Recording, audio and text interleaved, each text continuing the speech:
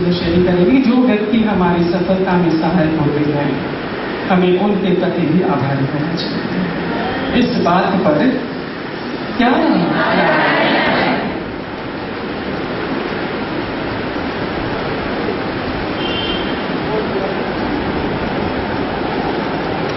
नारायण नारायण। थोड़े दिनों पहले की बात है, मैं धार्मिक पुस्तिका पढ़ रही थी। उसमें 7 प्रकार के सुखों का वर्णन किया गया था कि शास्त्रों में वर्णन आता है कि 7 प्रकार के सुख होते हैं। पहला सुख निरोगी काया।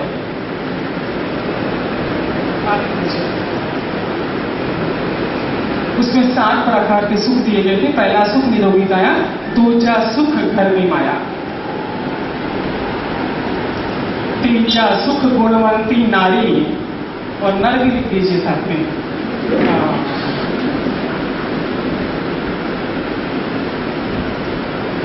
गुणवंती नारी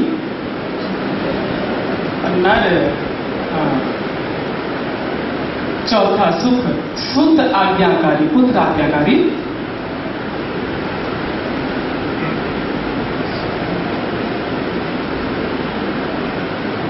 पांचवा सुख राज में पासा, यानी समाज में इज्जत सम्मान, आदर। राज में पासा, पासा समाज में आदर सम्मान।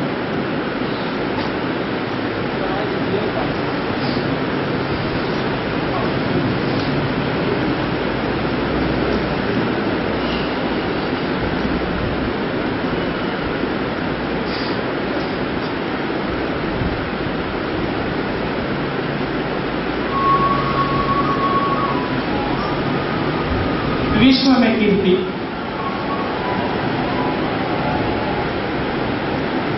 छठा सुख विश्व में कीर्ति। 7वां सुख मित्र घनेरे।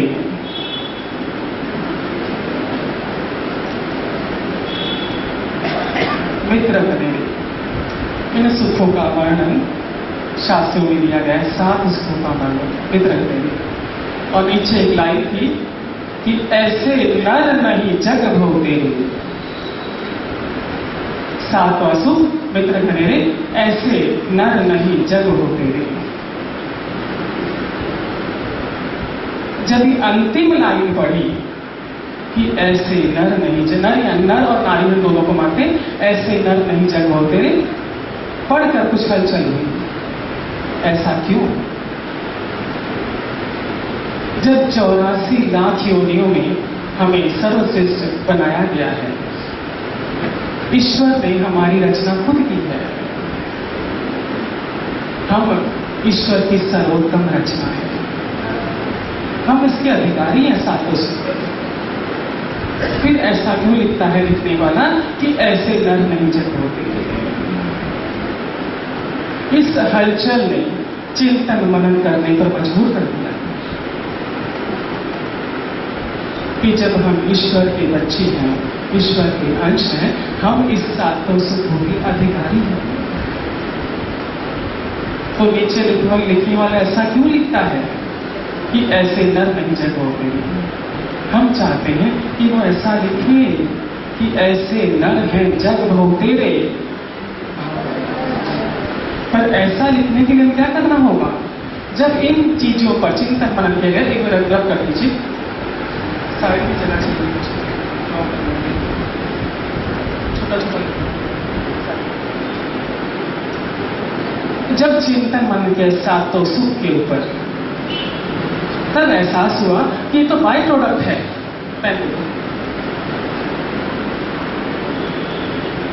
ये जो सातों सुख है, लिखना होगा आपको सुख साथ और रेड कर लीजिए, रेड लीजिए।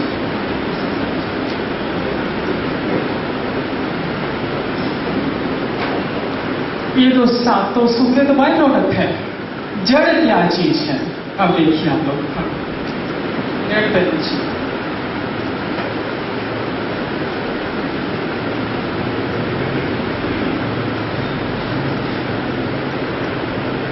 पहले सुख पर जाते हैं निरोगी काया। आप स्वस्थ रहने के लिए कुछ न कुछ करते हैं। एक्सरसाइज, व्यायाम, प्राणायाम, gym, morning walk, evening walk, meditation, सात्विक भोजन, डाइट फूड, क्या क्या चीजें करते हैं कि ये शरीर आपका फिट एंड फाइन रहे। राइट? हाँ, आपको मुझसे बोलना होगा, आज तो बोलना होगा। हाँ, करते हैं। खाली एक प्रश्न का उत्तर दीजिए मुझे। यदि आपके संबंध या तो आपके जीवन साथी से या आपके नियर डियर से तनावपूर्ण है, तो जो आप रोज जिम जाते हैं, रोज जो एक्सरसाइज करते हैं, उतनी ही इससे उत्साह से कर सकते हैं क्या? हाँ, नहीं कर सकते। तो आपके आपसी संबंध का असर किसके ऊपर हुआ? बेस क्या है? जड़ क्या है? ये तो फल है। जरा सा भी तनाव आपके ऊपर आता है, एक बात समझ लीजिए, एक प्रश्न का उत्तर दीजिए कि यदि पैसों की कमी है, उससे उतना तनाव नहीं होता। क्योंकि पिछले 20 साल से इस फील्ड में है, मुश्किल से 1% लोग आते हैं जो पैसे की कमी का बीमार होते हैं, और 99.9% लोग आपसे संबंध होकर तनावपूर्ण होने से पीड़ाग्रस्त है। Am I right? मुझे लगता है मुंडी लाने की तो एक्सरसाइज होती है आपकी, यदि ऐसा भी करते हैं तो और ऐसा भी करते हैं तो सर्वाइकल स्पॉन्डिलाइटिस सही होगा। सत्संग में एक्सरसाइज हो रही है आपकी। हाँ, तो आपकी आपसे संबंध यदि आपके जीवन साथी से या आपके नियर डियर से यदि अच्छी नहीं है, उसका असर किस पर जा रहा है? काया पे जा रहा है। राइट? मानते हैं जड़ क्या चीज है? आपसे संबंध मजबूत चाहिए, उसका असर आपके तन पर, आपके मन पर। अब सेकंड इस पे आते हैं, घर में माया, नॉट मायावती, धन संपत्ति। जब आपका तन अस्वस्थ है, मन अस्वस्थ है, आप उतनी मेहनत कर सकते हैं क्या? उतना इनपुट डाल सकते हैं कि अपने बिजनेस में, अपने कार्य में? और आपको बताते जाना है, बताते जाना है। यदि पैसा आता भी है तो हर तीसरे व्यक्ति को हम देखते हैं कि साइकियाट्रिस्ट के पास जा रहा है, काउंसलर के पास जा रहा है, दवाइयां खा रहा है, उसके साइड इफेक्ट, उसके आफ्टर इफेक्ट। राइट? तो आपके दूसरे सुख पर भी आपसी संबंधों का असर है। तीसरा सुख, गुणवंती नारी। हम यहाँ नर को भी मान रहे हैं, क्योंकि यहाँ पर देखिए मैं नारियां हैं। हम इतने क्रोध और शिकायत में भरे रहते हैं, इतने क्रोध और शिकायत कि सामने वाले का गुण हमें नजर ही नहीं आता। हम शास्त्रों में पढ़ते हैं कि हम ईश्वर के अंश हैं। मानते हैं, आप लोगों ने सुना होगा, पढ़ा नहीं तो सुना होगा कि हम ईश्वर के अंश हैं। ईश्वर तो गुणों से भरपूर है। जब यदि उसने हमें अपने हाथों से गढ़ा है, तो अपने कुछ कुछ गुण तो डालने ही होंगे। डाले होंगे नहीं डाले? पर हम इतने क्रोध शिकायत में भरे होते हैं कि हमें हमारे जीवन साथी में, हमारे नियर डियर में वो गुण नजर नहीं आते। और जिन चीजों पर आप फोकस करते हैं, वही चीजें ऊपर आती है। अर्जुन ने एक आंख को देखा था, वही चीज ऊपर आई। और बाकी विद्यार्थी से पूछा क्या दिखता है? झाड़ दिखता है, वो दिखता है, वो दिखता है, वो दिखता है। अर्जुन ने कहा मुझे सिर्फ एक आंख दिख रही है। आप जिन चीजों को फोकस करते हो, वही चीजें आपके ऊपर आती हैं। यदि हम ये भी मान लें कि आपके जीवन साथी में या आपके नियर डियर में 99% अवगुण है, मानते हैं इस चीज को, फिर भी जब ईश्वर ने सुरक्षा की है तो एक गुण तो डालना होगा। यदि आप उस सिंगल गुण को भी हाईलाइट करते हैं, तो वही सिंगल गुण 99 में कन्वर्ट हो जाता है। आपके आपसी संबंधों का असर किस पर? तीसरे सुख पर, चौथा सुख है सुत आज्ञाकारी, पुत्र आज्ञाकारी। कई लोग मिलने आते हैं ना, जो पहला उनका प्रश्न या समस्या कह लीजिए कि आजकल के बच्चे हमारे सुनते ही नहीं हैं। पहला उनकी समस्या, बच्चे सुनते ही नहीं। हम उससे पलट के पूछते हैं कि क्या आप बच्चों की सुनते हैं क्या? चुप एकदम। जब हम ईमानदारी के साथ बच्चों की बातें नहीं सुनते, बच्चों की भी एक कंप्लेंट है कि हमारे माता पिता हमारी बात मानते ही नहीं, हमारी बात सुनते ही नहीं। क्योंकि जब वो बच्चे आपको अपनी बात कहना चाहते हैं, वो शुरू करते हैं, उसके पहले आपका चालू रहता है इधर कि इसका जवाब मुझे ये देना है, ये देना। और कई पेरेंट्स तो शुरू कर देते हैं, बच्चे ने शुरू किया उसके साथ, तुझे ऐसा नहीं करना चाहिए, ऐसा करना चाहिए, ऐसा करना चाहिए। बच्चे से पूरी बात निकलती ही नहीं है, आप अपनी थोपना शुरू करते हैं। पहली बात। दूसरी बात, बच्चों की आप पूरी बातें सुनते नहीं हैं, और आपका जो जीवन साथी है, आपका जो नियर डियर है, उसकी बातें भी आप शांति से नहीं सुनते हैं।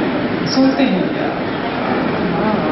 तो जब आप नहीं सुनते हैं, वही चीजें राउंड सर्कल में आपके पास वापस आती है कि बच्चे भी आपकी नहीं सुनते। तो चौथा सुख आपका कहां से चला गया? हाँ, चौथा सुख। पांचवा सुख है, ये भी आधारित, ये सारे देखिए जड़ कहां पर जा रही है? आपसी संबंधों पर। पांचवा सुख है राज में पासा, यानी समाज में इज्जत, मान सम्मान।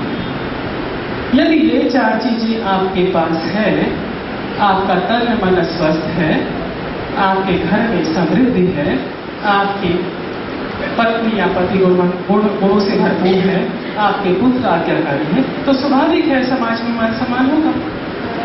ये तीनों चीजें तो अपने आप ही आ जाएगी। समाज में मान सम्मान, विश्व में कीर्ति और मित्र घनेरे, ये तो बन जाएंगे यदि चार पैकेज आपके पास है तो। अब क्या करें कि ये पैकेज हमें प्राप्त हो? तो ये तो साथ में आ जाएगा, फ्री नहीं थी। हमें इन चीजों पर ध्यान देना होगा, आपसी संबंधों पर। अब इन आपसी संबंधों को मजबूत कैसे करें, ताकि ये यदि मजबूत है तो हमारे ये सारे बातें मजबूत हो जाते हैं। हर ऑर्गेनाइजेशन कुछ पॉलिसी बनाती है, उस ऑर्गेनाइजेशन को चलाने के लिए कुछ नियम बनाए जाते हैं ताकि वो ऑर्गेनाइजेशन सही तरीके से चल पड़े। जिस तरह हम ऑर्गेनाइजेशन को सही तरीके से चलाने के लिए कुछ पॉलिसी बनाते हैं, कुछ नियम बनाते हैं, मुझे लगता है हमें अपने जीवन को चलाने के लिए कुछ नियम बनाने होंगे।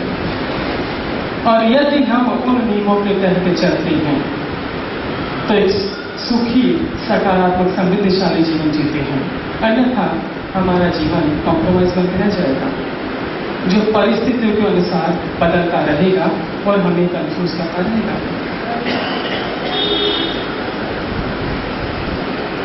जितनों भी बड़े लोगों की, सफल लोगों की मैंने जीवनी पढ़ी है, जब वो पढ़ती है तो मुझे ऐसा एहसास होता है कि इन लोगों ने भी कहीं ना कहीं अपने जीवन में कुछ नियम बनाए हैं और उन नियमों पे चलकर वो उस ऊंचाई पर पहुंचे हैं, उन्होंने वो अथाह सफलता पाई है।